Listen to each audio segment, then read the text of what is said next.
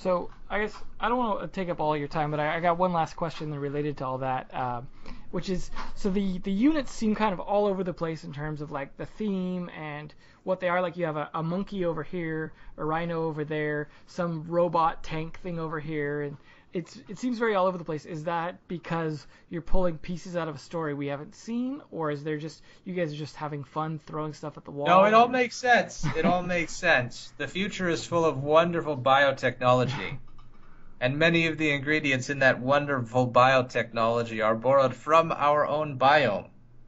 But well, the biological stuff is from a future in which mind-controlled genetically engineered tissues are sometimes more effective and cheaper than computers and metal and things like that. So I mean, you'll have to wait and see why and how those monkeys exist. But there exists a future biotech lab that is pumping out destructive robot monkey things. I thought it was funny. I was watching the Animatrix for the first time in a while, and there was an episode that had a tarsier monkey in it, in like a little jar. And I'm like, hey, just like a Prismata.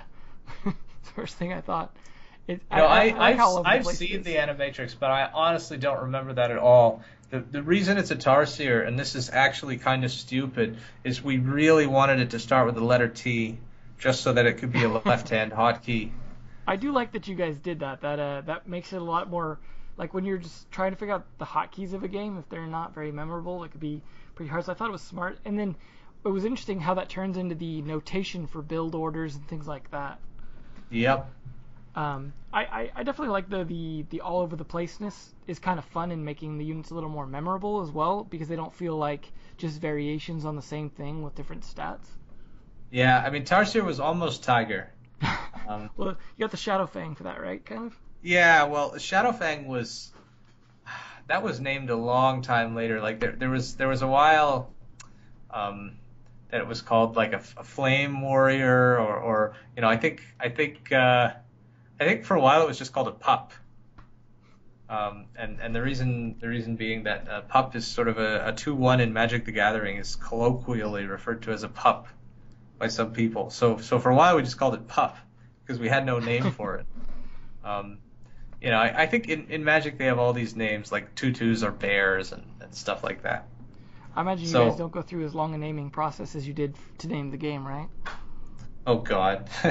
I mean, there are some units that we really struggled with. Like I remember we were trying to name Zamora and we wanted it to feel epic and so there's this whiteboard in Alex's room that we still haven't erased and it has all of these words, like Sky Harbinger and just random things that eventually became Voidbringer, and I don't even remember how Zamora came out. I think it was just a 3-syllable word that Alex pulled out of his ass. But it worked. Naming things is hard. As a computer scientist, I find it really hard to name things because it's like you can never be confident that your name is optimal. And I sometimes spend a lot of time with a thesaurus open, just trying to figure out something that sticks and feels okay. I don't know. I think the narrative, our game is not going to attempt to be super serious. It's sort of like, it's not like a dystopic sci-fi. It's not like a hard sci-fi like StarCraft or anything like that. It's actually kind of a funny story and it's more of a comedy of errors. The characters joke with each other and make fun of each other all the time. I'll give you an example of the type of joke you'll see in the game. A character will say to the other, how come there's a sword and a shield on your display? That's totally stupid.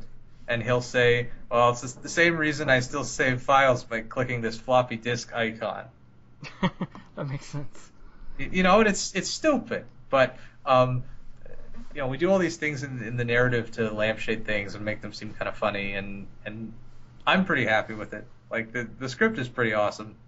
I'm definitely looking forward to seeing that. Is it geared towards what level of maturity, what rating would it be? Would it be okay, PG-13? Mike, who's our writer, he's always like, this character, she should have been a dominatrix in her past. And I'm like, Mike, come on, can we not do that? Do we need to do that? And he's like, well, she needs to have a shady past. And I'm like, yo, children might play the game, you know. And I don't know. I think it'll be a little bit mature, but you know, we I don't know if ESRB rating is a thing, but if it was, I don't think we'd go past the T for teen level. Well, that's good. You know, I mean, I definitely would want it to be something family friendly without having to be Pokemon. yeah.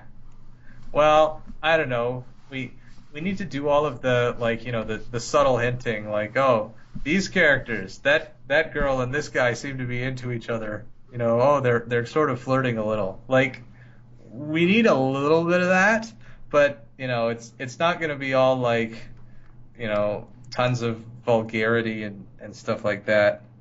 Kind of like something like like Pixar movies or something where there's jokes for the adults and then it's it's not always in your face.